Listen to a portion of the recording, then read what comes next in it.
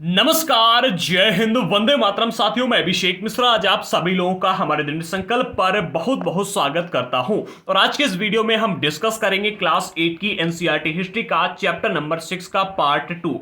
हमारे आज के इस चैप्टर का नाम है बुनकर लोहा बनाने वाले और फैक्ट्री मालिक। और इस चैप्टर को हमने दो पार्टों में डिवाइड किया है। पहले पार्ट में हमने देखा कि भारत के जो कपड़े थे, भारत का जो कपड़ा बनता था, इसकी पूरे विश्व में क्या वैल्यू थी, कहां कहां पर यह बेचा जाता था एंड इस कितने प्रकार के कपड़ा बनता था। एंड पार्ट 2 में, आज के इस पार्ट में हम डिस्कस करेंगे कि हमारे यहाँ का जो भारतीय कपड़े का बाजार था या व्यापार था, ये किस तरह से तबाह हुआ। साथ ही साथ हम ये भी देखें कि भारत में नई नई फैक्ट्रियां लगाई गई थी कपड़ा बनाने के लिए, उनका उदय कब हुआ, कैसे हुआ एंड ये फैक्ट्रियां कैसे चली। इसके साथ ही साथ हम ये भी देखेंगे कि टीपू सुल्तान की जो तलवार थी बहुत ही विशेष थी। इस तलवार की विशेषता ये थी कि ये लोहे के कवच को आसानी से चीर करके किसी व्यक्ति को मारने की ताकत रखती थी। तो इस तलवार के बारे में पढ़ेंगे। एंड उसके बाद में हम ये देखें कि हमारे भारत देश में जो स्टील उद्योग आज चल रहा है, टाटा स्टील वाला उद्योग, तो ये जो उद्योग है, लौह इस्पात उद्योग, इसका उदय कैसे हुआ, इसका इतिहास पढ़ेंगे। तो आई होप कि आप सभी लोगों ने हमारा चैनल सब्सक्राइब किया होगा। अगर आपको नहीं पता है तो हम आपको बता दें कि हमारे चैनल पर क्लास 6 से लेकर के 12 तक की एनसीईआरटी का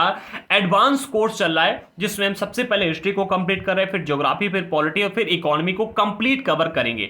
तो अगर आप लोगों ने अभी तक हमारे चैनल को सब्सक्राइब नहीं किया तो कर लें, क्योंकि हमारे चैनल पर फ्री में एनसीईआरटी का कोर्स चल रहा है एंड ये आपका यूपीएससी लेवल का है। तो ऐसा मत सोचना कि ये ऐसा वैसा कोर्स है, आप पैसे खर्च करने की जरूरत नहीं है, बिल्कुल राष्ट्र हित में शिक्षा है ये और फ्री में आपको मिलेगी। जो हमने पार्ट 1 में डिस्कस किया था, एक बार हम उसको देख लेते हैं और फिर आगे बढ़ेंगे। इससे पहले जिन लोगों ने पार्ट 1 का वीडियो नहीं देखा है, हम आपको बता दें कि हमने डिस्क्रिप्शन बॉक्स में प्लेलिस्ट दे दी है, जिसमें क्लास 6 से लेकर के 12 तक की एनसीईआरटी हिस्ट्री के आए हुए एंड आने वाले सारे वीडियोस आपको देखने को मिल जाएंगे। तो जाकर के आप वीडियो को देख सकते हो, ठीक है। प्लेलिस्ट आपको डिस्क्रिप्शन बॉक्स में मिल जाएगी। तो हमने सबसे पहले डिस्कस किया था कि जो हमारी औद्योगिक क्रांति आई थी पूरे विश्व में, इस औद्योगिक क्रांति में दो उद्योगों का सबसे महत्वपूर्ण योगदान था। सबसे पहला था कपड़ा उद्योग और दूसरा था लौह इस्पात उद्योग, क्योंकि उस टाइम पर क्या है कि अन्य कोई उद्योग चल ही नहीं रहा था, क्योंकि इतना विकास नहीं हुआ था। तो इन दोनों उद्योगों की वजह से पूरे विश्व में धीरे धीरे से औद्योगिक क्रांति आई थी, ठीक है। इसके बाद में हमने देखा कि जो हमारा भारतीय कपड़ा है, इसका विश्व बाजार में क्या वैल्यू है, कैसे इसने पूरे विश्व में अपनी पकड़ बनाई, कितनी इसकी डिमांड थी। और हमने ये भी देखा कि 1730 के दशक का एक हमको उदाहरण देखने को मिलता है, जिसमें हमने देखा था कि मतलब ब्रिटेन से हमारी ईस्ट इंडिया कंपनी की तरफ से हमारे यहाँ पर एक ऑर्डर आया था 5,89,000 थानों का, और इन थानों में 98 टाइप्स के 98 किस्मों के कपड़ों का जिक्र किया गया था। यानी कि हमारे यहाँ पर 98 तरह के कपड़े बनाए जाते थे। इसके बाद में हमने ये भी देखा कि कौन से कपड़े की विशेषता क्या होती, कौन सा कपड़ा कहां पर बनाया जाता था, ये हमने पार्ट 1 में डिस्कस किया। एंड इसके बाद में हमने ये भी देखा कि यूरोपीय बाजारों में जो भारतीय कपड़ा था, इसकी मांग क्या थी। एंड उसके बाद में जो यूरोप के लोग थे, जो वहां पर कपड़ा बनाते थे, जो वहां के बुनकर लोग थे, वो इससे किस तरह से परेशान थे। जैसे कि आजकल आप देखोगे हमारे यहाँ पर क्या है कि कई सारे कंपनियों के बीच में क्या है कि हमारे की बहुत सारी कंपनियां, विदेश की बहुत सारी कंपनियां, जिसके मोबाइल सेक्टर में ले लेते, हमारे यहाँ की माइक्रोमैक्स कंपनी है, जो कि विदेश की एक भी कंपनी के आगे टिक नहीं पा रही है, चाहे वो चाइना की हो, चाहे वो आपकी आईफोन हो, ठीक है। एक भी मोबाइल ऐसा नहीं ला पा रही है जो कि लोग सबके आगे टिक पा रही है। इसी तरह से पहले जो विदेश के बुनकर लोग थे, वो परेशान हो गए थे भारतीय कपड़े से, क्योंकि भारतीय कपड़े का वो मुकाबला नहीं कर पा रहे थे। इस चीज को हमने यहाँ पर देखा। एंड साथ ही साथ हमने ये भी देखा कि इसका ऑप्शन उन्होंने निकाला, उन्होंने जो भारतीय कपड़ा वहां पर जाता था उसके कुछ कपड़ों पर प्रतिबंध लगा दिया।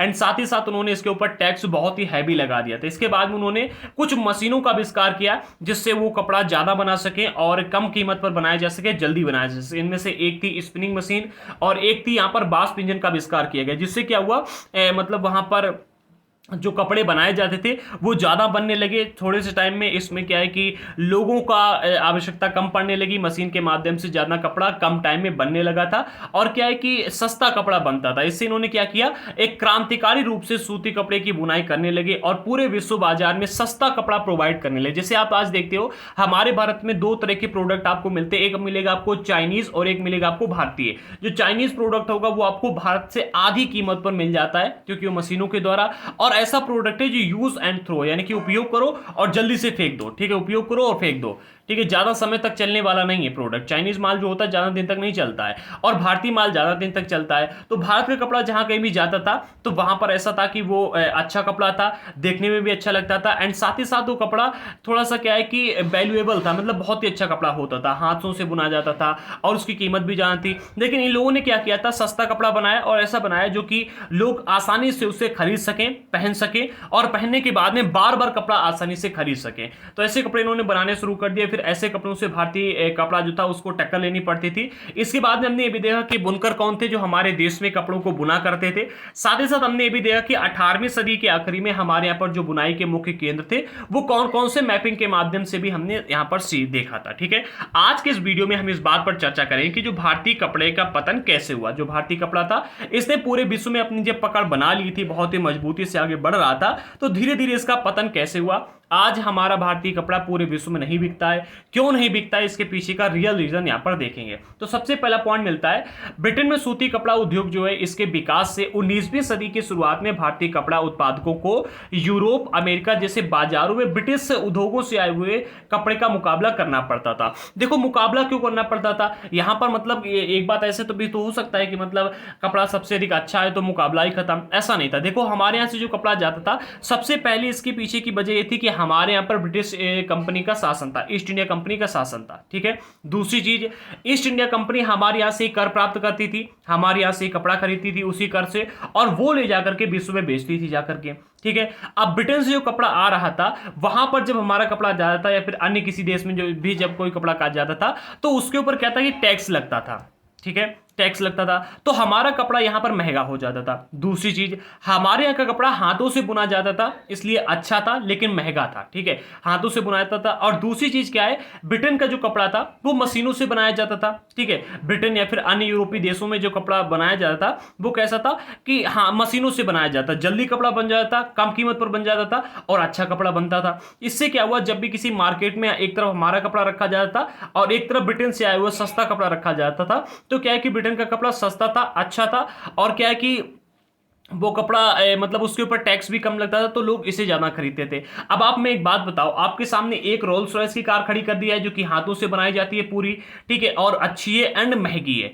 दूसरी तरफ आपके सामने रखी जाए एक महिंद्रा की ऐसी कार जो कि अच्छी भी है और सस्ती भी है, तो आप कौन सी खरीदोगे? आप अपने पैसों के हिसाब से देखोगे, ठीक है, कि आपके पास कैसा पैसा है। उस टाइम पर लोगों के पास में ज्यादा पैसा नहीं होता था, लोगों ने सस्ते कपड़े को ज्यादा वैल्यू दी और हमारा कपड़ा धीरे धीरे मार्केट से हटने लगा। मुकाबला करना पड़ता था हमारे कपड़े को पूरे यूरोप के में जितने भी कपड़े आते थे उनसे। और एक बात और याद रखना, हमारे यहाँ पर तब कोई भारत की सरकार नहीं थी कि भारतीय व्यापार पर उसको ध्यान दे। ठीक है, हमारे यहाँ पर एक ईस्ट इंडिया कंपनी का शासन था जिसने हमारे देश को गुलाम बना करके रखा था। वो जैसा चाहती थी वैसा व्यापार चलाती थी, जैसे चाहती थी वैसे कपड़ों को बेचती थी। तो इससे क्या हुआ, धीरे धीरे हमारे पर कपड़े का पतन होने लगा। ठीक है, साथ ही भारत से इंग्लैंड को कपड़े का निर्यात मुश्किल होता जाता, यानी कि भारत से जो इंग्लैंड में कपड़ा जाता था उसका निर्यात धीरे धीरे मुश्किल होने लगा था, क्योंकि ब्रिटिश सरकार ने भारत से आने वाले कपड़ों पर भारी सीमा शुल्क लगा दिया था, यानी कि टैक्स लगा दिया था। जैसे कि एग्जांपल आपके सामने अभी आज प्रेजेंट टाइम में प्रस्तुत है, टेस्ला कंपनी की कार बहुत ही अच्छी है, आप सभी लोग जानते हो। ठीक है, लेकिन टेस्ला कंपनी की कार भारत में क्यों नहीं बिकती जानते हो?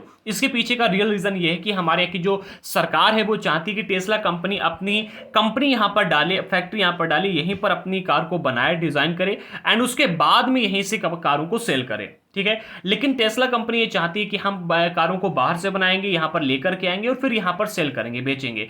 और इसके लिए इसका सरकार ने क्या किया, टैक्स लगा दिया बहुत ही ज्यादा हैवी, जिससे कारों की जो प्राइस थी वो डबल हो गई। इस वजह से यहां पर वो कारें बिक नहीं पा रही। एक बात बताओ, जिस कार की वैल्यू है पूरी 10 लाख, ठीक है, 10 लाख के ऊपर क्या है कि वहां की सरकार मुनाफा कमा करके उसे, और वहां की कंपनी मुनाफा कमा करके 15 लाख की बेच रही है। ठीक है, अब वो जब भारत में आ रही तो 15 लाख भारत में भी टैक्स लग रहा है। अब उस कार की कीमत हो गई 30 लाख पूरी। ठीक है, और एक तरफ आपको भारत की कारें मिल रही हैं जिनकी वैल्यू कितनी है, जहां पर इसी मतलब जो ये 10 लाख की कार थी, ठीक है, जो 10 लाख में कार बनके तैयार हुई थी, यही कार आपको 15 लाख की मिल रही है। तो आप मैं एक बात बताओ, आप ये 15 लाख की कार खरीदोगे या फिर 30 लाख की खरीदोगे? दोनों की क्या है कि मतलब फैकल्टी एक ही है, दोनों कारों की ताकत एक ही है, लेकिन इस कार की वैल्यू आपको 15 लाख मिल रही है, इस कार की वैल्यू आपको 30 लाख मिल रही है। आप कौन सी कार खरीदोगे? आप 100% मैं श्योर हूं कि यही कार खरीदो, क्योंकि ये कार आपको इसके जैसे फीचर्स भी दे रही है, ठीक है, साथ ही साथ ये आपको आधे दाम पर मिल रही है, इसलिए आप ये कार खरीदोगे। ऐसा ही पहले भी हुआ, जब भारत का कपड़ा विदेशों में जाने लगा तो विदेशों कंपनियों ने क्या किया, इसके ऊपर बहुत अधिक टैक्स लगा दिया ब्रिटेन ने। तो ब्रिटेन में जो कपड़ा जाता था वो धीरे धीरे बंद होने लगा, क्योंकि वहां पर कपड़ा बहुत महंगा हो गया था, तो लोगों ने इसको खरीदना बंद कर दिया, ठीक है। आगे बढ़ते हैं। इंग्लैंड में बने सूती कपड़े ने 19वीं सदी की शुरुआत तक भारतीय कपड़े को अफ्रीका, अमेरिका, यूरोप के परंपरागत बाजारों से बाहर कर दिया। अच्छा, आपने एक चीज देखी होगी, हमारे यहाँ का एक माइक्रोमैक्स कंपनी है जो कि मोबाइल बनाती है। एक टाइम ऐसा था जो कि टॉप 10 कंपनियों में से एक आती थी, ठीक है, जब कंपनी मोबाइल बनाती थी। लेकिन क्या हुआ, ये जो मोबाइल बनाती थी धीरे धीरे धीरे इसका पतन शुरू हो गया, ठीक है, पतन शुरू हुआ। और आज के टाइम पर माइक्रोमैक्स का मोबाइल आपको मार्केट में ढूंढने से बहुत कम मिलेगा। माइक्रोमैक्स के मोबाइल ढूंढने से मिलते हैं कि हाँ भाई इसके पास है माइक्रोमैक्स। आप जब आप जब लेंस लेकर घूमोगे तब आप ढूंढ पाओगे कि हाँ माइक्रोमैक्स का मोबाइल वहां पर है, उसके पास में है, ठीक है। चाइना की जो डिमांड, इससे पहले अगर आप देखो तो भारत की प्रोडक्ट ज्यादा बिकते थे, जैसे कि आप कपड़े ले लो या फिर मतलब घरेलू यूज के सामान है बहुत सारे हैं, जैसे कि आपके घर पे डिब्बा होते हैं, कई सारे डिब्बे हैं, या फिर आपके घर पे जो कप हैं, जो आपके घर पे स्टील है, जो आपके घर पे प्लास्टिक की चीजें हैं, ये सारी चीजें पहले भारतीय होती थी। लेकिन चाइना ने क्या किया, सस्ता माल ला करके हमारे यहाँ पर डाल दिया, आधी कीमत पर मिलने लगा। तो क्या है कि चाइना का माल ज्यादा खरीदा जाने लगा। ऐसा यहां पर भी हुआ। देखो, भारत का जो कपड़ा जाता था, भारत का कपड़ा महंगा था, एंड जो वहां पर कपड़ा मिलता था वहां का बना हुआ वो सस्ता था। तो लोगों ने भारत के कपड़े को धीरे धीरे बहिष्कार करते चले गए और सस्ते कपड़े को उन्होंने अपनाना शुरू कर दिया। इसकी वजह से हमारे के जो बुनकर थे वो बेरोजगार हो गए, जो कपड़ा बनाने वाले थे, ठीक है। ये जो बेरोजगारी की मार थी सबसे अधिक बंगाल के बुनकरों के ऊपर पड़ी थी, ठीक है। अब ब्रिटिश और यूरोपीय कंपनियां जो थी, जो यहां पर भारत में माल खरीदती थी, उन्होंने धीरे धीरे भारत में माल खरीदना बंद कर दिया। और उन्होंने जो यहां पर तयशुदा पूर्ति के लिए मतलब बुनकरों को पेशगी देते थे वो बंद कर दी। यानी कि पहले से मतलब ऑर्डर देकर के जाते थे, साथ ही साथ कुछ एडवांस देकर के जाते थे कि आप कपड़ों को बनाओ, इतना एडवांस हमसे लो। वो एडवांस देना बंद कर दिया और ऑर्डर देना भी बंद कर दिया। इससे हमारे के जो बुनकर थे वो धीरे धीरे परेशान होने लगे और उन्होंने सरकार से मदद के लिए गुहार लगाई कि हमारी मदद की जाए, ठीक है। इससे क्या हुआ, इससे मतलब थोड़ा बहुत फर्क पड़ा, बट कोई फर्क नहीं पड़ा। सरकार ने मदद यहां पर कुछ नहीं की थी, सरकार अपना भला देख रही थी। ऐसे प्रभाव भारतीय कपड़ा को पतन की ओर लगे, धीरे धीरे पतन होने लगा। फिर 1830 के दशक तक आते आते भारतीय वह जो बाजार है, जो भारत की मार्केट थी, जहां पर केवल पहले भारत का ही कपड़ा ट्रेंड करता था, भारत का कपड़ा बिकता था, यहां पर भी ब्रिटेन का बना हुआ सूती कपड़ा भर गया। और 1880 के दशक तक आते आते अगर आप देखोगे तो भारत में 2/3 इलाकों में भारत के जो टोटल जितना कपड़ा पहना जाता था सूती का, उसका 2/3 कपड़ा ब्रिटेन का बना हुआ होता था। समझो इस चीज को, देखो बहुत ही इंपॉर्टेंट है ये। क्या हुआ, भारत में जो कपड़ा बनता था वो हाथों से बनाया जाता था, इसलिए महंगा था। तो भारत के बाजारों में जो कपड़ा बिकता था वो अच्छा था, लेकिन थोड़ा सा महंगा होता था। लेकिन जब ब्रिटेन में अच्छी सी कंपनी मतलब मशीनें लगने लगी, बास्प इंजन का आविष्कार हो गया, स्प्रिंग जेनी का आविष्कार हो गया, तो वहां पर कपड़े को अच्छा, कम कीमत पर और जल्दी बनाया जाने लगा और ज्यादा कपड़े बनने लगे। वो कपड़े लेकर के ये पूरे विश्व में पहुंच गए, पूरे विश्व में बेचने लगे। और अलग अलग क्षेत्रों से भारत का जो कपड़ा जहां पर बिकता था वो धीरे धीरे बाहर होने लगा। जैसे कि प्रेजेंट टाइम में आप रोल्स रॉयस की कार ले लो, ठीक है, बहुत ही अधिक अच्छी कार है एंड उसकी वैल्यू बहुत अधिक होती है।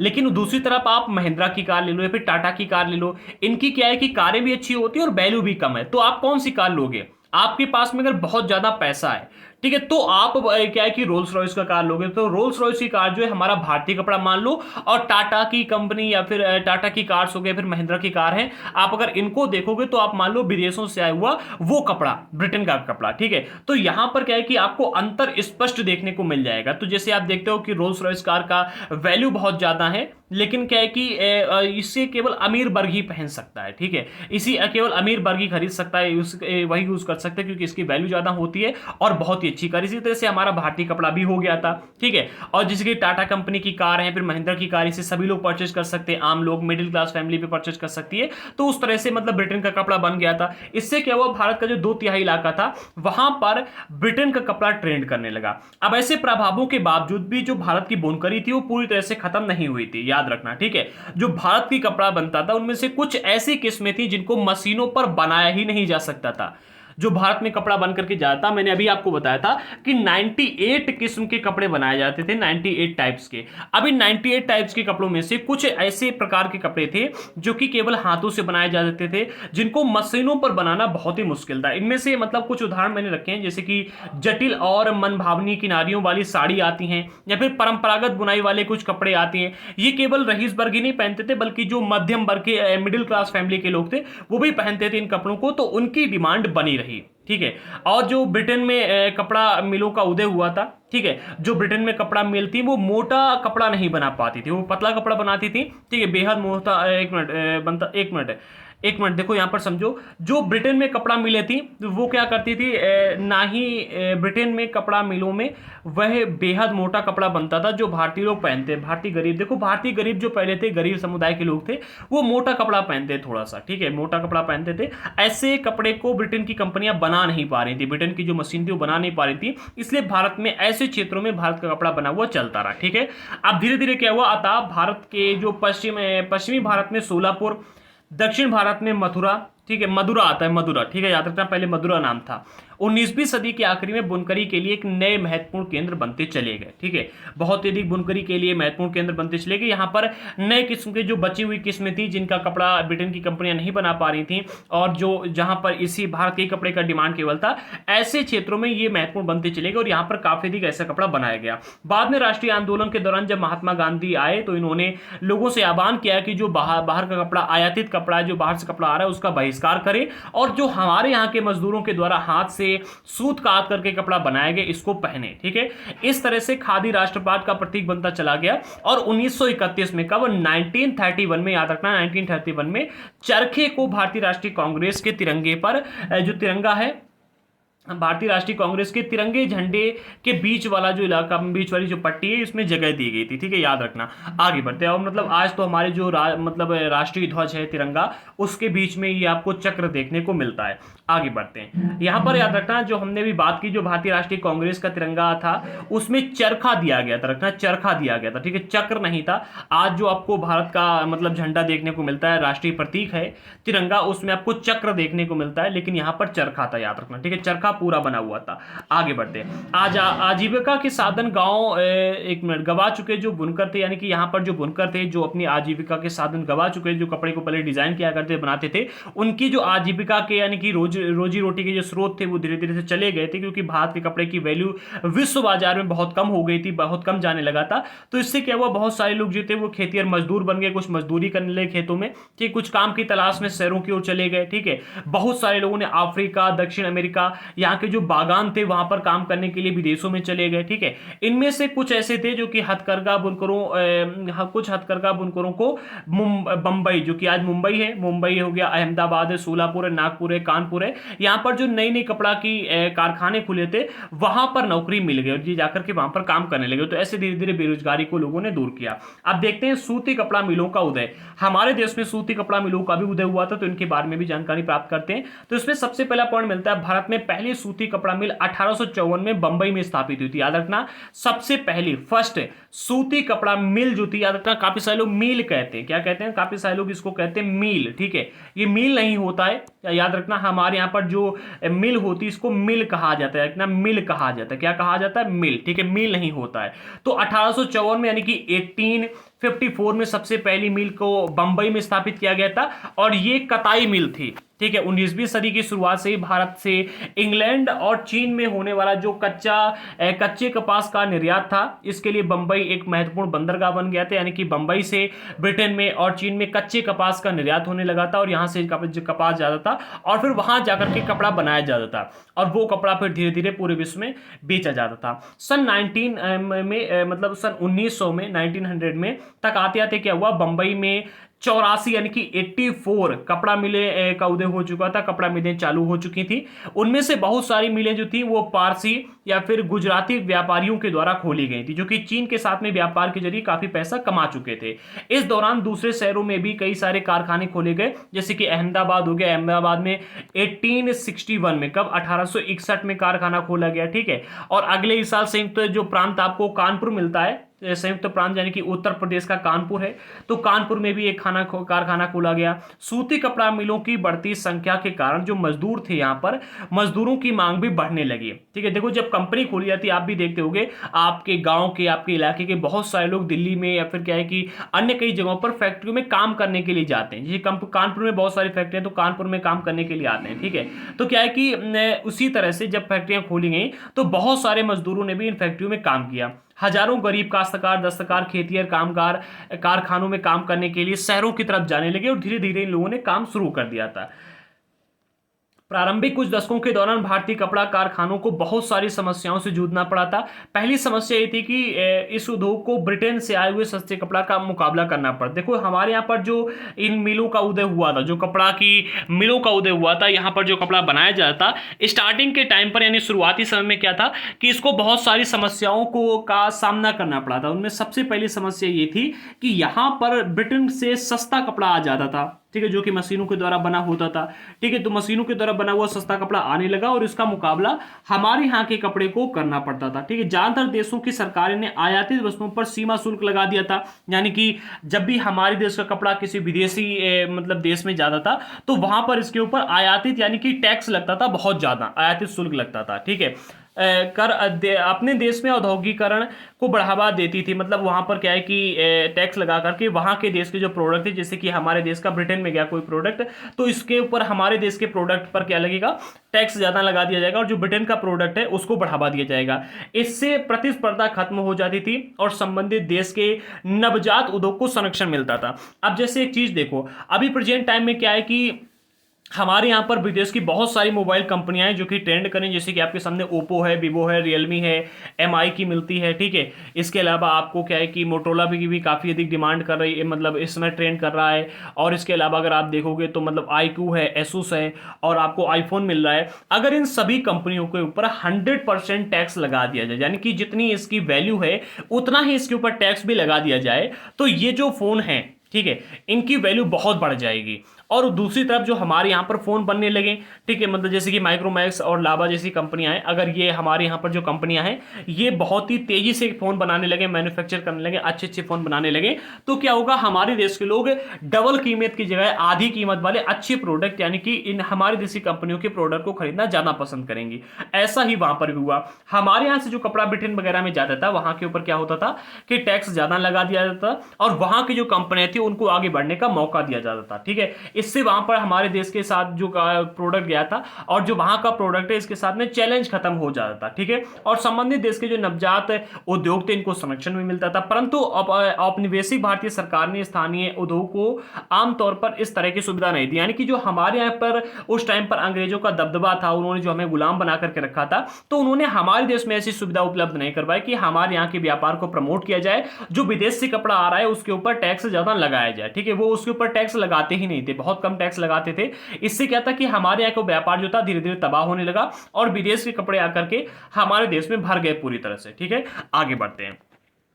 भारत में औद्योगिक सूती वस्त्र उत्पादन की पहली लहर प्रथम विश्व युद्ध के समय दिखाई दी। देखो क्या हुआ था कि हमारे भारत का जो सूती वस्त्र उद्योग था ये पूरी तरह से खत्म नहीं हुआ था। ठीक है, ये धीरे धीरे चलता रहा था, लेकिन इसने एक बार फिर से अपनी लहर दिखाई। ठीक है, एक बार फिर से ये अपनी चरम सीमा पर आया था और वो लहर आई थी कब, प्रथम विश्व युद्ध के समय। प्रथम विश्व युद्ध जब हुआ था उस टाइम पर ब्रिटेन से आने वाला जो कपड़ा था उसकी कमी आने लगी थी, क्योंकि सैनिक जरूरतों को पूरा करने के लिए अब जब वहां से जो कपड़ा आता था उसकी कमी होने लगी थी, तो यहाँ की जो सैनिक थे उनकी जरूरतों को पूरा करने के लिए और विदेशों में कपड़ों की जरूरतों को पूरा करने के लिए कारखाना खोलने पड़े। ठीक है, और कारखानों से मतलब भारतीय कारखानों से बना हुआ कपड़े का उत्पादन बढ़ाने की मांग की जाने लगी और भारत का बना हुआ कपड़ा यहां पर फिर से एक बार ट्रेंड करने लगा। पहले पूरे भारत में ट्रेंड किया और फिर जहां जहां पर मांग होती थी वहां पर धीरे धीरे से जाने लगा। अब आगे बढ़ते हैं। ठीक है, तो यहां पर आपने यहां तक देख लिया कि हमारे भारतीय कपड़े की पूरे विश्व में सबसे पहले पार्ट में हमने देखा कि वैल्यू क्या थी, एंड दूसरे पार्ट में हम यहां पर अभी तक ही देख चुके हैं कि जो भारतीय कपड़ा था इसने पूरे विश्व में इसका पतन कैसे हुआ। ठीक है, अब हम बात करते हैं टीपू सुल्तान की एक तलवार है, ये जो आप देख रहे हो ये टीपू सुल्तान की तलवार की मतलब दिखाई जा रही है। एक छोटा सा इलाका है, मतलब मुठ है जिसे पकड़ते हैं। ठीक है, ये हैंडल है, ठीक है, जिसे पकड़ा जाता है, तो ये दिखाएगी, इसको इसकी विशेषता यहाँ पर बताई जा रही है। तो टीपू सुल्तान ने 1799 तक मैसूर पर शासन किया था और अंग्रेजों से इन्होंने 4 लड़ाइयां लड़ी, जिनके बारे में हमने क्लास 7 की एनसीईआरटी में पढ़ा था।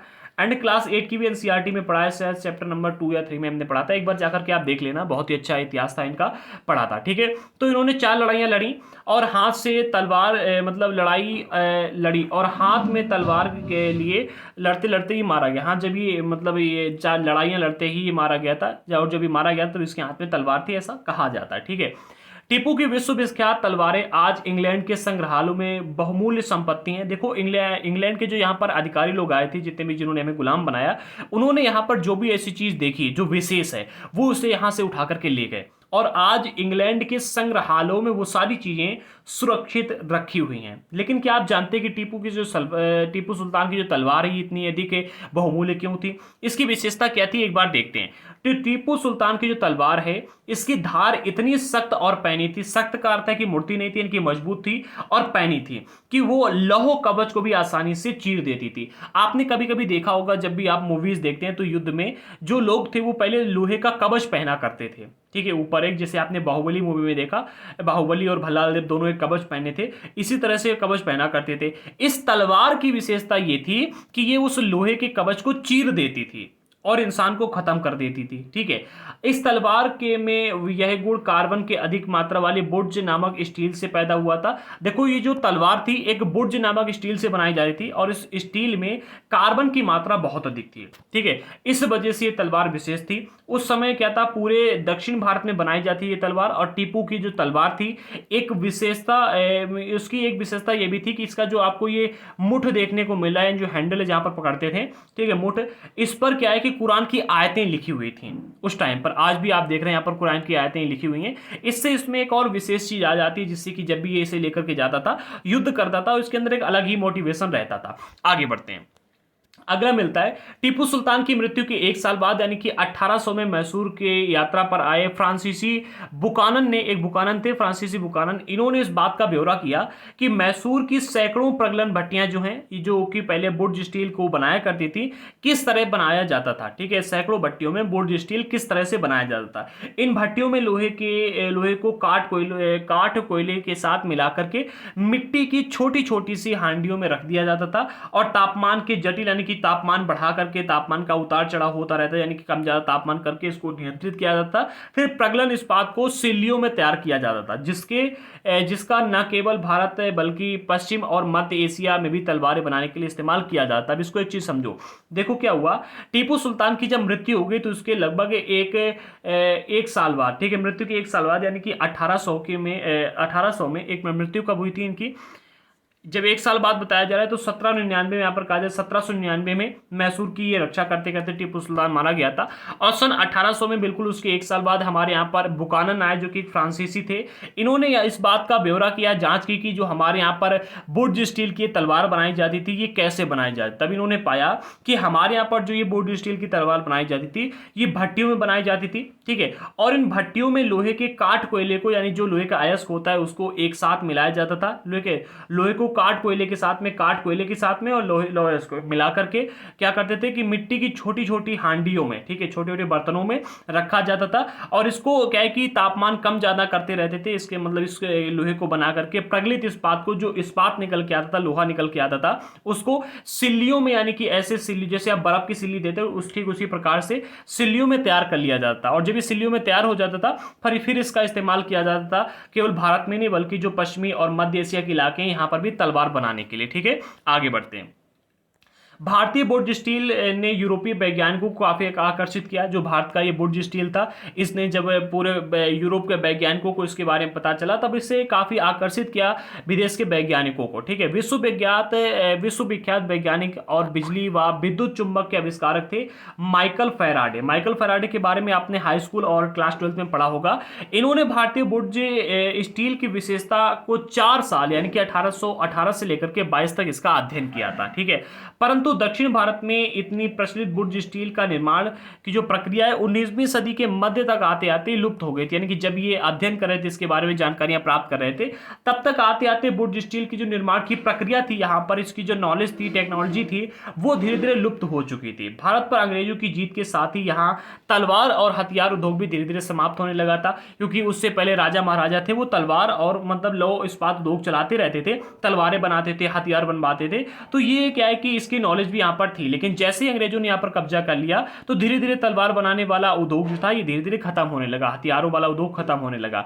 और फिर जब यहाँ पर माइकल फैराडे ने मतलब अध्ययन करने की कोशिश की, ठीक है, 4 साल तक अध्ययन किया, तो उस समय तक क्या था कि मतलब दक्षिण भारत में जो इतनी प्रचलित थी पहले वुड स्टील जिसका निर्माण बहुत बड़ी मात्रा में किया जाता था, वो धीरे धीरे लुप्त होने लगा था 19वीं सदी के मध्य तक आते आते, ठीक है।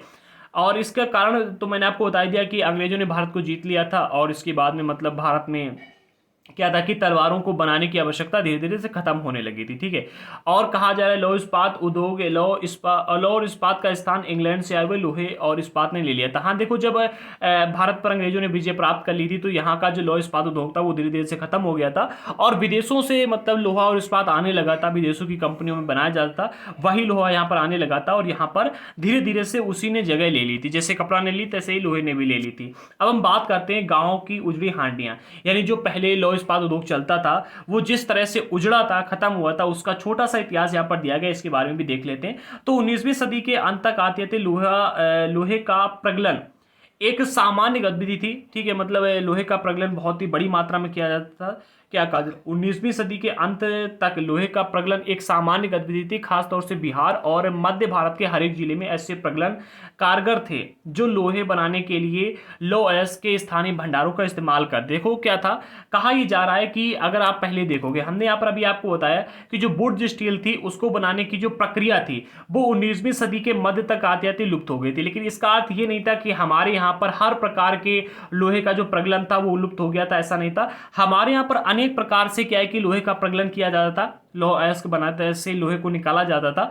तो इसके लिए क्या था, गांव में छोटी छोटी हर एक जिले में हांडियां भट्टियां होती थी जहां पर लोहे को बनाया जाता था, ठीक है, जो लोहे बनाने के लिए लोहे के स्थानीय भंडारों का इस्तेमाल करती थी। लेकिन 19वीं सदी के अंत तक आते आते क्या हुआ कि लोहे के प्रगलन का हुनर जो था वो खत्म होने लगा। क्यों खत्म होने लगा, इसके पीछे का सबसे बड़ा रीजन ये था कि यहां पर नए नए वन कानून आ गए थे, ठीक है। और ज्यादातर गांव में जो भट्टियां थी वो ठंडी पड़ चुकी थी और लोहे का उत्पादन भी खत्म गिरता जा रहा था। कब, 19वीं सदी के अंत तक आते आते, यानी कि मतलब जैसे कि आप ऐसे समझो 19वीं सदी यानी कि 1800 से 1900 के बीच में, ठीक है।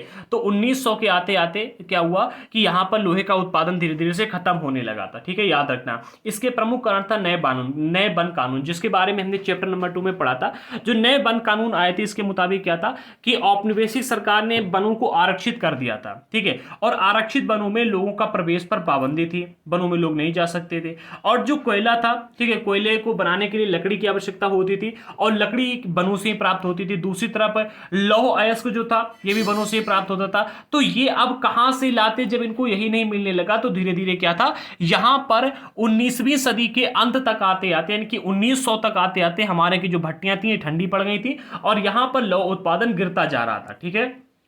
कुछ क्षेत्रों में सरकारों ने जंगलों में आवाजाही की अनुमति दी थी, लेकिन प्रगालकों को अपनी प्रत्येक भट्टी के लिए विभाग को भारी भरकम लगान चुकाना होता था। देखो इन्होंने क्या किया, जैसे कि ये जितने भी मतलब लौह अयस्क से लोहे को बनाते थे, ठीक है, मतलब जो भी लौह इस्पात उद्योग करते थे, भट्टियां जिनके पास थी, उनको इन्होंने कहा था कि आप टैक्स दोगे और टैक्स देने के बाद में जंगलों में जा सकते हो और लकड़ी को और लौह अयस्क को ला सकते हो। लेकिन टैक्स उन्होंने बहुत ज्यादा हाई कर दिया था, जिससे क्या हुआ था, इसका मतलब उनकी आय गिर जाती थी और फिर उन्होंने इस काम को धीरे धीरे छोड़ दिया। लेकिन 19वीं सदी के आखिर तक ब्रिटेन में लौह और इस्पात का आयात भी होने लगा था ब्रिटेन से। मतलब भारत में 19वीं सदी के अंत तक आते आते क्या हुआ था, मतलब 19वीं सदी के आखिर तक ब्रिटेन से लोहा यहां पर आने लगा था और भारतीय लोहार भी मतलब घरेलू बर्तन और औजार बनाने के लिए आयाती लोहे का इस्तेमाल करने लगे। देखो क्या है कि आपके घर में कितना भी अच्छा खाना बनाओ, लेकिन अगर आपके बाहर से रिश्तेदारी से कोई खाना आएगा तो आप उसको खाना ज्यादा पसंद करोगे। या फिर क्या है कि आपके घर में कितना भी अच्छा खाना बनता हो, आप बाहर जाकर खाना बहुत पसंद करोगे, ऐसा ही होता है, ठीक है। तो हमारे यहाँ पर लोहा बनता था, लेकिन जो बाहर से लोहा आने लगा उसका इस्तेमाल यहाँ के जो लोहार थे वो ज्यादा करने लगे थे, ठीक है। इसकी वजह से स्थानीय प्रगालकों द्वारा बनाए जा रहे लोहे की मांग भी कम होने लगी, क्योंकि बाहरी चीज ज्यादा पसंद की जाती है, आपको भी याद होगा, ठीक है। फिर भारत में लोहा व इस्पात कारखानों का उदय होता है इसी टाइम से, ठीक है, 20वीं सदी के आरंभ से, यानी कि 1900 से इसका आरंभ होता है। कैसे होता है समझो, देखो सन 1904 में अप्रैल में ठीक है, 1904 में अप्रैल के महीने में एक अमेरिकी भूवैज्ञानिक थे जिनका नाम था चार्ल्स बेल्ट, याद रखना। इन्होंने और जमशेदजी टाटा के सबसे बड़े बेटे थे जिनका नाम था दोराबजी टाटा। ठीक है, इन्होंने मिलकर के, चार्ल्स बेल्ट ने और दोराबजी टाटा ने, इन दोनों लोगों ने मिलकर के लौह अयस्क के भंडारों की खोजबीन कर रहे थे। ठीक है, खोजबीन करना शुरू किया कि हमको लौह अयस्क के भंडारों की क्या है कि पता चल जाए, अगर पता चलता है तो हम यहाँ पर लौह अयस्क के लिए फैक्ट्रियां लगाएंगे। ठीक है, वे भारत में आधुनिक लौह एवं इस्पात संयंत्र लगाने के लिए अच्छे लौह अयस्क भंडारों के तलाश में कई महीनों तक काफी सारे पैसा खर्च कर चुके थे। मतलब इन लोगों ने क्या किया था, यहाँ पर फैक्ट्री लगाने के लिए, लौह इस्पात उद्योग का संयंत्र लगाने के लिए, आधुनिक लौह एवं इस्पात उद्योग का संयंत्र लगाने के लिए काफी पैसा खर्च किया कि हमको लौह अयस्क के अच्छे से क्या है कि स्रोत मिल जाए जहां से हम इसको प्राप्त कर सकें, और फिर हम यहाँ पर अपनी कंपनी या फैक्ट्री डाल देंगे। लेकिन इसके बाद में क्या हुआ, ये अगरिया नाम की एक समुदाय से मिले। ठीक है, अगरिया जैसे जो कई समुदाय थे जो कि लोहा बनाने में माहिर थे, जो पहले लोहा बनाते थे, इन्होंने दुनिया का सबसे बेहतरीन लौह अयस्क भंडार जो कि राजहरा पहाड़ियों में ढूंढने को मिलता है। ठीक है, राजा पहाड़ियों को ढूंढने में भूवैज्ञानिक चार्ल्स बेल्ट और जमशेदजी टाटा के बड़े बेटे की सहायता की यहाँ पर। ठीक है, तो याद रखना, जो ये आपको मतलब चार्ल्स बेल्ट थे और दोराबजी टाटा थे, इन्होंने क्या किया, कई वर्षों तक, आप ये कह सकते हो कि मतलब काफी टाइम तक, वर्षों ने, कई महीनों तक ढूंढते रहे कि इनको अच्छा लौह अयस्क का भंडार मिल जाए, लेकिन नहीं मिला। फिर अगरिया नाम के एक समुदाय के लोग थे जो कि पहले लोहा बनाया करते थे और लौह अयस्क का उपयोग किया करते थे। इन्होंने इनकी मदद की और मदद की सहायता से राजराह पहाड़ियों में, राजराह पहाड़ियां हैं जहां पर इन्होंने क्या है कि इनकी मदद की, वहां पर इनको लौह अयस्क का भंडार मिला। ठीक है, लेकिन जो ये इलाका था वो इलाका सूखा इलाका था। ठीक है, और कारखाने चलाने के लिए इनको आसपास पानी की आवश्यकता थी। ठीक, कारखाना चलाने के लिए इनको पानी की आवश्यकता थी और वहां पर पानी कहीं भी नहीं था, लिहाजा कारखाना लगाने के लिए ये जगह सही नहीं थी। ठीक है, इन्होंने सही जगह के बारे में टाटा जी की तलाश जारी रही थी। टाटा जी क्या कर रहे थे, सही जगह ढूंढने में लगे हुए थे कि हमको ऐसी जगह पर लौह अयस्क मिल जाए जहां पर पानी भी हो। अगरिया समुदाय के लोगों ने ही इनको लौह अयस्क का एक और स्रोत ढूंढने में मदद की, फिर जहां बाद में भिलाई स्टील संयंत्र को अयस्क की आपूर्ति की गई। ठीक है, तो याद रखना, भिलाई स्टील संयंत्र लगा था सबसे पहला। ठीक है, जहां पर मतलब अयस्क की आपूर्ति की गई थी और इसको ढूंढने में मदद की थी अगरिया समुदाय के लोगों ने। ये जो भंडार था कहां पर था, अगर इसकी बात की तो कुछ साल बाद सुवर्णरेखा नदी के तट पर बहुत सारा जल साफ करके फैक्ट्री और एक औद्योगिक शहर बसाने के लिए जगह बनाई गई। ठीक है, वहां पर जंगल थे तो काफी सारे जंगलों को काट के साफ कर दिया गया और फैक्ट्री बनाएगी। फैक्ट्री बनाने के साथ साथ वहां पर एक औद्योगिक शहर भी बसाया गया जहां पर फैक्ट्री से जुड़े हुए लोग और उद्योग जुड़े हुए लोग वहां पर रहते थे। ठीक है, इस शहर में, इस शहर को जमशेदपुर नाम से जाना गया, जमशेदपुर नाम दिया गया, आज भी आपको देखने को मिलता है। इस शहर पर लौह अयस्क के भंडारों के निकट ही पानी भी उपलब्ध था। इस शहर में देखो लौह अयस्क भंडार थे और उसके पास ही पास क्या था, पानी भी उपलब्ध था, क्योंकि यहाँ पर सुवर्ण रेखा नदी की बात की जाए तो इस नदी के पास में ही यहाँ पर क्या था, लौह अयस्क का भंडार था। ठीक है, तो यहीं पर भिलाई स्टील संयंत्र को स्थापित किया गया था, याद रखना। और भिलाई स्टील संयंत्र हो या फिर राजराह की पहाड़ियों में जो इनको अयस्क मिला था, दोनों को ढूंढने का काम अगरिया समुदाय के लोगों ने किया था, जो कि इनकी मदद की थी टाटा जी की इन्होंने। ठीक है, फिर क्या हुआ, यहां पर Tata iron and steel company, जिसको टिस्को के नाम से जानते हैं, इसकी स्थापना हुई, जिसमें 1912 में स्टील का उत्पादन शुरू हो गया था। ठीक है, याद रखना। आगे बढ़ते हैं।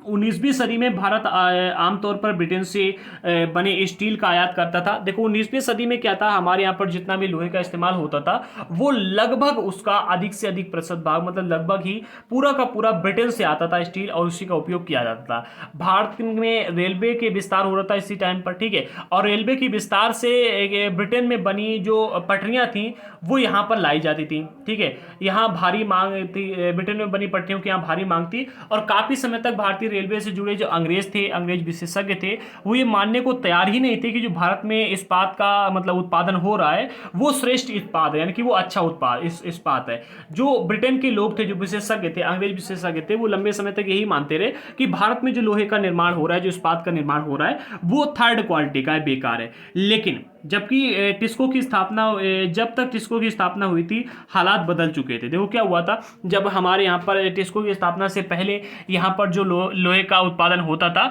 उसको यहाँ के जो लोग थे, मतलब यहाँ के जो अंग्रेज अधिकारी थे, उन लोगों ने मतलब बेकार बताया, थर्ड क्वालिटी बताया था। लेकिन जब टिस्को की स्थापना हुई तो हालात बदलने लगे थे, क्योंकि 1914 में प्रथम विश्व युद्ध हुआ था, ठीक है। और 1912 में जो ये इस टिस्को की स्थापना हो गई थी, ठीक है। टिस्को की स्थापना कब हुई थी? 1912 में। और 1914 में प्रथम विश्व युद्ध हुआ। तो जब ये विश्व युद्ध हुआ तो ब्रिटेन में बनने वाले लौह इस्पात जो था, जो लोहे का उत्पादन होता था, उसका अधिक से अधिक भाग युद्ध संबंधी आवश्यकताओं को पूरा करने के लिए उसमें झोंक दिया गया। अब इस तरह से भारत आने वाला जो ब्रिटिश स्टील था उसकी मांग धीरे धीरे से उसमें गिरावट आती चली गई। और रेल की पटरियां जो थी इनके लिए भारतीय रेलवे टिस्को पर आधारित हो गई। मतलब रेल की पटरियों को बनाने के लिए जो भारतीय रेलवे थी इसे टिस्को का सहारा लेना पड़ा। टिस्को से इनको इस्पात की मांग की इन्होंने, ठीक है। और क्या हुआ, जब लंबा युद्ध खिंचा तो टिस्को को युद्ध के लिए गोले और युद्ध के लिए गोलों के खोल और रेलगाड़ियों के पहिए बनाने का भी काम सौंप दिया गया कि आप ये सारे काम करेंगे, ठीक है। तो याद रखना हमारे यहाँ पर लौह इस्पात उद्योग के क्षेत्र में मतलब जब बदलाव आए, जो इसका मांग हुई हमारे देश के लोहे के में, तो याद रखना प्रथम विश्व युद्ध के समय ही ऐसा हुआ था, ठीक है, 1914 में, ठीक है। इससे पहले जो हमारे यहाँ पे अंग्रेज अधिकारी थे वो हमारे लोहे को थर्ड क्वालिटी का बताते थे। 1919 तक स्थिति ये हो गई थी कि टिस्को में बनने वाला जो लोहा था उसका 90% जो लोह इस्पात था वो औपनिवेशिक सरकार ही खरीद लेती थी, आम जनता के पास में बहुत कम, यानी कि केवल 10% जाता था। जैसे जैसे समय बीता टिस्को समूचे ब्रिटिश साम्राज्य में इस्पात का सबसे बड़ा कारखाना बन गया था। यानी जितना भी पूरे ब्रिटिश साम्राज्य था हमारे भारत देश में, इसमें सबसे अधिक मतलब सबसे बड़ा इस्पात का कारखाना ये बन चुका था।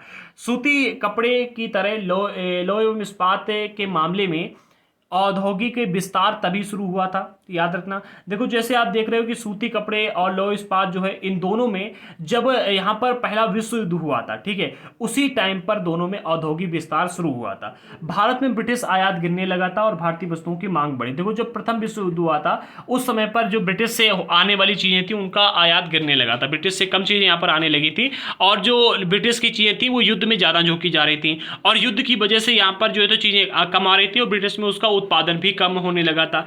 इस दौरान जो भारत में चीजें बनती थी उनका विस्तार हुआ, ठीक है। जो भारत में देखो जब भी पूरे विश्व में कहीं भी युद्ध होता है तो इसमें भारत को थोड़ा सा फायदा होता है। अभी आप देखो अभी यूक्रेन और क्या है कि रसिया का युद्ध चल रहा है, उस टाइम पर भारत को कम कीमत पर कोयला मिला, रसिया ने प्रोवाइड किया, कम कीमत पर बहुत सारी चीज़ें प्रोवाइड की हैं। तो क्या है कि युद्ध के टाइम पर हमें थोड़ा बहुत फायदा हो जाता है, लेकिन याद रखना इकोनॉमी हम थोड़ा सा वीक हो जाते हैं क्योंकि पूरे विश्व मतलब धीरे धीरे वीक होता है, ठीक है। ये जो बदलाव आए थे पहले विश्व युद्ध के दौरान और उसके बाद सामने आए थे, जैसे जैसे राष्ट्रीय आंदोलन का विकास हुआ, औद्योगिक वर्ग ताकतवर होता गया और सरकारी संरक्षण की मांग बुलंद होती चली गई, ठीक है। और भारत पर पहले अपना नियंत्रण बनाए रखने के लिए संघर्षरत ब्रिटिश और औपनिवेशिक शासन के आखिरी दशकों में इनमें से बहुत सारी मांगे माननी पड़ी। देखो क्या हुआ, जैसे जैसे मतलब भारत में जो औद्योगिक वर्ग था वो ताकतवर होता चला गया और इसी टाइम पर हमारे यहाँ पर राष्ट्रीय आंदोलन भी चल रहे थे, राष्ट्रीय आंदोलन विकसित हो रहे थे। तो क्या हुआ कि मतलब अपनी ताकत को यहाँ पर बनाए रखने के लिए औपनिवेशिक सरकार को यहाँ पर अपना शासन बनाए रखना था। तो इस टाइम पर जो हमारे यहाँ के औद्योगिक वर्ग था, जितने भी मतलब हमारे यहाँ का व्यापार था, इसको सुरक्षा देनी पड़ी अंग्रेजों को, ठीक है। अगर ऐसा नहीं करते तो उनको यहाँ से भगा दिया था तुरंत ही, और भगा भी दिया गया था, आप जानते हो। तो याद रखना प्रथम विश्व युद्ध के टाइम पर हमारे यहाँ पर औद्योगिक विस्तार हुआ था, ठीक है। और जब इसी टाइम पर क्या होता, राष्ट्रीय आंदोलन चले थे और क्या होता कि राष्ट्रीय आंदोलन जब विकसित हुए थे, आमतौर पर जिस टाइम पर हमारे यहाँ का जो औद्योगिक वर्ग था वो ताकतवर हो गया था। ताकतवर होने के बाद में अंग्रेजों से डायरेक्ट ये मतलब कई सारे आंदोलन करने लगे थे और फिर क्या हुआ था, भारत पर नियंत्रण रखने के लिए ब्रिटिश सरकार को यहाँ के लोगों की मांग माननी पड़ी थी और आखिरकार सभी को सुरक्षा देनी पड़ी थी। तो आज के इस चैप्टर काफी बड़ा था, ठीक है। ये भी वीडियो काफी बन गया, 40 मिनट से ऊपर चला गया और पार्ट 1 भी 40 मिनट से ऊपर ही था। अगर अब आप में एक बात बताओ, अगर हम दोनों पार्टों को एक ही साथ मिला देते तो कितना बड़ा वीडियो होता। इसी वजह से हमने इसके 2 पार्ट किए। अगर आप लोगों ने अभी तक हमारे चैनल को सब्सक्राइब नहीं किया तो कर लें, टेलीग्राम पर ज्वाइन कर लीजिए, टेलीग्राम की लिंक हमने डिस्क्रिप्शन बॉक्स में दी है। इंस्टाग्राम पर जरूर फॉलो कर लें क्योंकि इंस्टाग्राम पर जो फॉलो नहीं करेंगे उनके साथ में हमारा धीरे धीरे संपर्क टूट जाएगा। व्हाट्सएप हम जल्द ही बंद कर देंगे, ठीक है। तो इंस्टाग्राम पर आप हमको फॉलो कर लें, नोट संबंधी जानकारी जो भी है आप इंस्टाग्राम पर हमसे पा सकते हैं, लिंक डिस्क्रिप्शन बॉक्स में दी गई है। अदरवाइज आप हमको फेसबुक पर भी फॉलो कर सकते हैं। अगर आपने अभी तक हमारा चैनल सब्सक्राइब नहीं किया तो कर लें। और आपको हम बता दें कि हमारे चैनल पर एनसीईआरटी का स्पेशल कोर्स बिल्कुल फ्री में लाया गया, जिसमें क्लास 6 से लेकर के 12 तक की एनसीईआरटी को हम बिल्कुल फ्री में पढ़ा रहे हैं। ज्वाइन करने के लिए भी हमारे चैनल को सब्सक्राइब करें, वीडियोस को देखें, लाइक करें, शेयर करें, ठीक है। और नोट्स की लिंक डिस्क्रिप्शन बॉक्स में दी गई, आप उस लिंक के माध्यम से नोट्स को परचेज कर सकते हैं। अदरवाइज आप हमको इंस्टाग्राम पर मैसेज कीजिएगा, व्हाट्सएप पर भी कर सकते हैं, बट व्हाट्सएप हम जल्दी ही बंद कर देंगे क्योंकि बहुत सारे लोगों के मैसेज आने लगे हैं। तो इंस्टाग्राम पर मैसेज करके आप जानकारियां प्राप्त कर लें, आपके लिए ज़्यादा बेटर रहेगा। तो मिलते हैं अगली वीडियो के साथ में, तब तक के लिए जय हिंद साथियों।